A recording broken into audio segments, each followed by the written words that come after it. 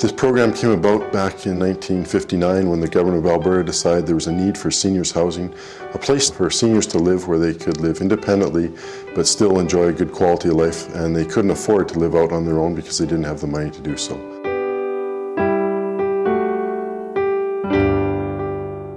I was a single parent and I raised my son by myself. Being a single parent was very hard, very challenging. My mother had Alzheimer's. I quit my job and I went to Prince Edward Island to look after my mother. She died in '93. My life with my first husband was very difficult. He was an alcoholic and was never home. When I came back from Prince Edward Island, I stayed with my sister for a while, and then I got an apartment.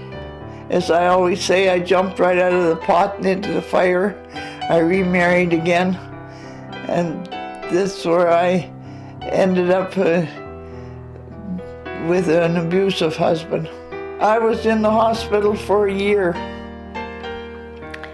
I wasn't there very long when it was bought out by another company and the rent went sky high, so I had to move. And last year in May, I found out the rent was going up sky high again. So I had to go to social services. As proud of a person as I was,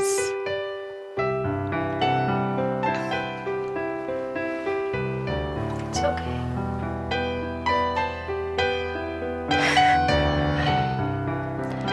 I did have to end up going to the food bank once. Just being on social assistance, they don't give you very much, and I had no other income. I never dreamed I'd find myself in that situation, ever in my life.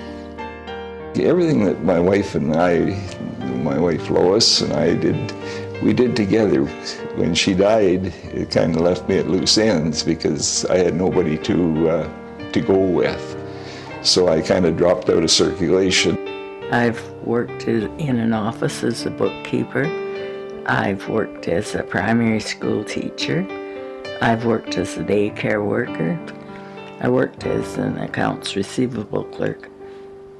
I wouldn't know what else to do except to work. After my wife died, I lived in my own home by myself for a little over 2 years. It was really getting me down. A few of my friends were worried about me because my health was declining and everything. In that time, I was on antidepressants. The doctor tried just about every brand of antidepressants he could find, and nothing worked. There's a real urgency to start building new housing right away.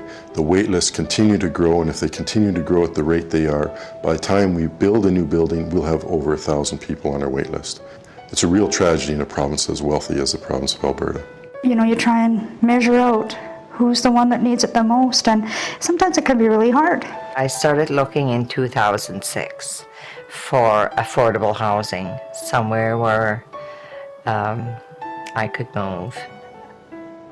It's hard to see people on a wait list 2 years long, 3 years long.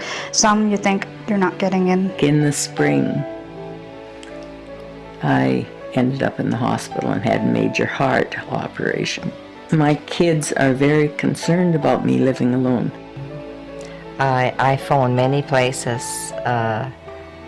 senior apartments, and there were 2.5 years waiting lists. I have an application in at McQueen's, and I phoned them 2 weeks ago, I think it was, and I was third on the list. The wait list is getting longer and longer every day, and I don't know how we're going to get those people in. I remember one place they said, well, there's 78 ahead of you, and I thought, oh my God.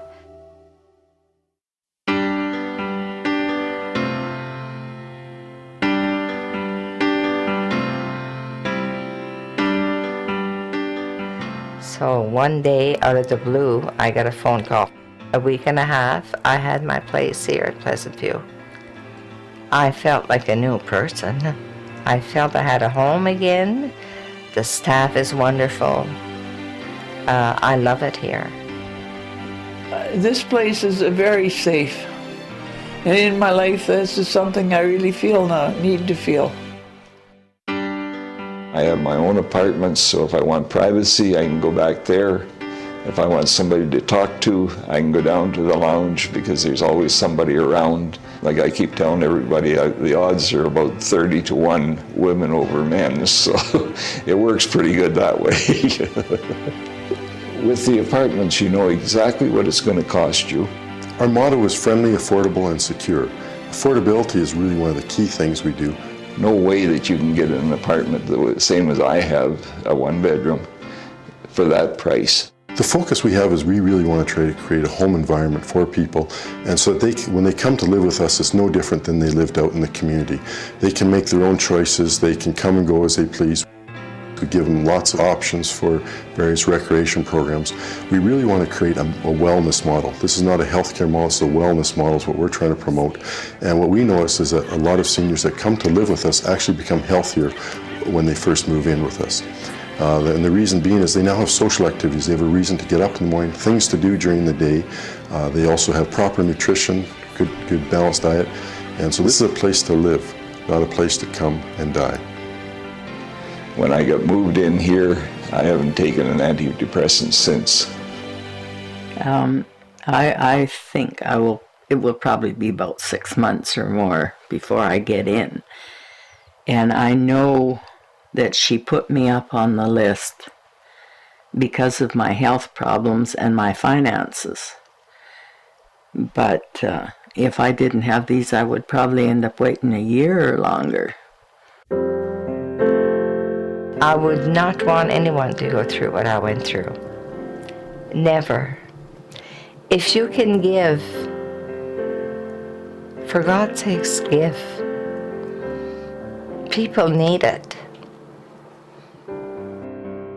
Without the Greater Edmonton Foundation, I'd probably be living on the street. The people that I deal with are much better than any pill I could have ever taken. The idea of building these places, as far as I'm concerned, is the only way to go. I think, it would be great if people would contribute to having homes for seniors that are not in a financial position to go out and rent a fabulous place.